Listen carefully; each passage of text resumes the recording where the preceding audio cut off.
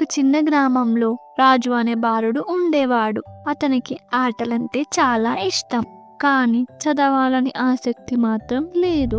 ఒకరోజు తాతయ్య ఒక మంచి కథ చెప్పాలని అనుకున్నాడు. ఒక చిన్న బాలుడు అడవిలో నడుస్తుండగా ఒక పాము చలిలో కదలలేకపోతూ కనిపించింది. దాని మీద జాలి కలిగి ఆ బాలుడు దాన్ని ఇంటికి తీసుకెళ్లాడు. కానీ తన తల్లి ఇది సురక్షితం కాదని హెచ్చరించింది. కొన్ని రోజుల తర్వాత పాము తన బలం తిరిగి పొందింది. ఆ బాలుడు పాముతో ఆడుతుండగా అకస్మాత్తుగా కాటేసింది. బాలుడు, నేను నిన్ను రక్షించాను, అయినా నువ్వు నన్ను కాటు వేశావు అని బాధతో అడిగాడు. పాము ప్రశాంతంగా, నేను ఒక పామును, నా స్వభావం కాటు వేయడం, నువ్వు నన్ను ఆదుకున్నా నా స్వభావం మారదు అని చెప్పింది. ఆ పాములాగా చెడు అలవాట్లు, చెడు స్నేహితులు మొదల్లో హానికరం అనిపించకపోవచ్చు, కానీ చివరికి నష్టమే కలిగిస్తాయి. మంచి అలవాట్లు, మంచి స్నేహితులను ఎంచుకోవాలి అని తాతయ్య రాజుకు చెప్తాడు. రాజు తాతయ్య మాటల్ని అర్థం చేసుకున్నాడు. అతను చదువుపై దృష్టి పెట్టాడు, మంచి మార్గంలో నడుచుకున్నాడు.